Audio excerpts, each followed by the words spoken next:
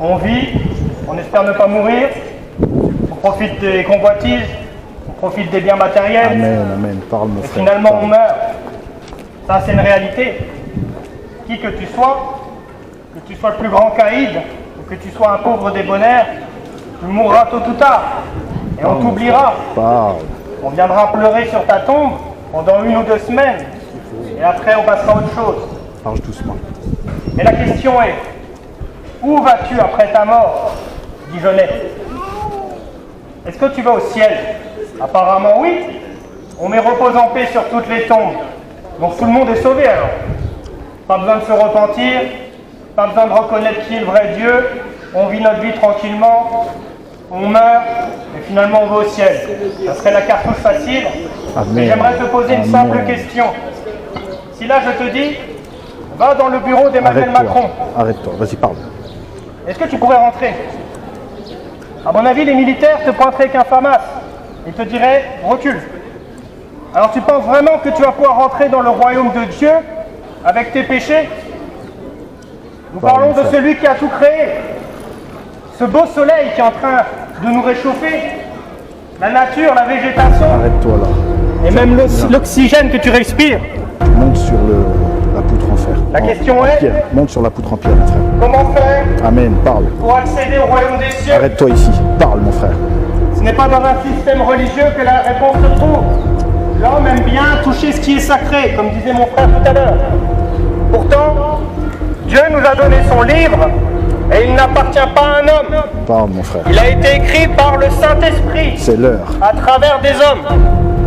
L'homme a voulu créer des systèmes religieux remplis de mensonges pour garder à lui toutes les âmes qui désirent aller au Seigneur. Et voilà le résultat. On voit des gens se prosterner devant des statues, des gens baptiser des bébés et des gens aller se confesser à des prêtres pédophiles. Où est-ce que tu as vu qu'il y avait des pédophiles qui allaient au ciel dans la Bible? Aucun. Seuls les justes hériteront le royaume des cieux. La chair et le sang n'hériteront pas le royaume des cieux. Parle, mon frère. Et le seul moyen d'être juste, car je vous arrive tout de suite, l'homme n'a aucune justice. Notre justice est comme un vêtement souillé, dit Ésaïe.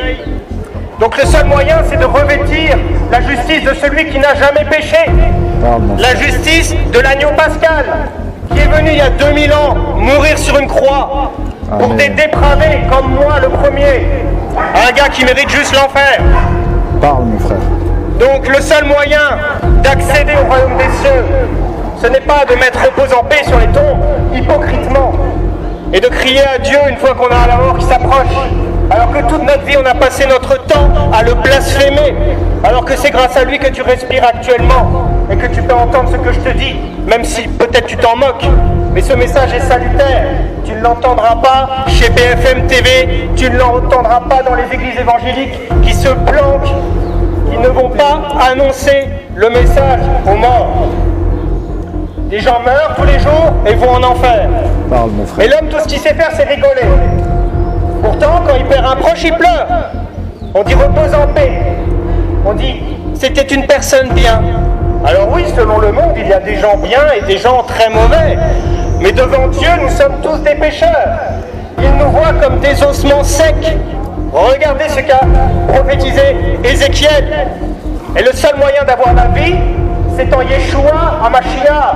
Et Yeshua ben Elohim, Jésus-Christ, fils de Dieu. Car le salut vient des Juifs, mon ami. Tu peux dire ce que tu veux, tu peux être antisémite, tu peux détester Israël, il n'en demeure pas moins que le peuple choisi par Dieu est juif à la base. Mais Dieu, dans sa grande miséricorde, à travers l'accomplissement qu'il a fait avec Abraham, la promesse qu'il lui a donnée, c'est que nous, les nations païennes, nous ayons accès au même héritage. Amen. Amen. Bien évidemment, tu ne rentreras pas avec tes vêtements souillés. Comme je l'ai dit précédemment, tu dois revêtir la justice de Dieu. Et Dieu ne trouve son plaisir qu'en son bien-aimé. Amen. Son Fils unique qu'il a envoyé il y a 2000 ans, mourir sur une croix. Alors les gens pensent que Jésus-Christ a été crucifié et que finalement tout le monde est sauvé, on n'a rien à faire, la dette est payée. Mais il est mort pour son peuple. Et son peuple sont ceux qui sont régénérés. Son peuple, c'est ceux qui se sont repentis, humiliés devant Dieu. reconnu qu'ils sont des dépravés pécheurs, qu'ils ont au moins menti une fois dans leur vie, qu'ils ont au moins fait de la fornication, qu'ils ont au moins fait un adultère, volé quelque chose, peu importe. L'homme né ici, dans cette condition, il appartient à Satan, car c'est le prince de ce monde. Amen, amen. Et il a été rejeté avec l'accomplissement à la croix. Et il ne veut pas que je presse ce message, mais je le prêche haut et fort. Et il faudra qu'on vienne m'arrêter pour que j'arrête.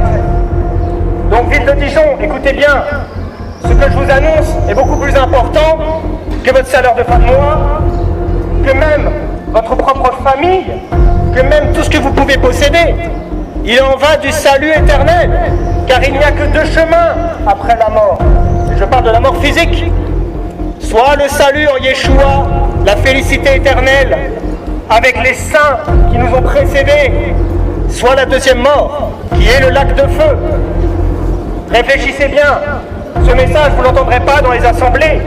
Ils vont surtout vous dire « Jésus t'aime », ils vont vous caresser dans le sens du poil. Seule la foi au Fils de Dieu peut sauver l'homme.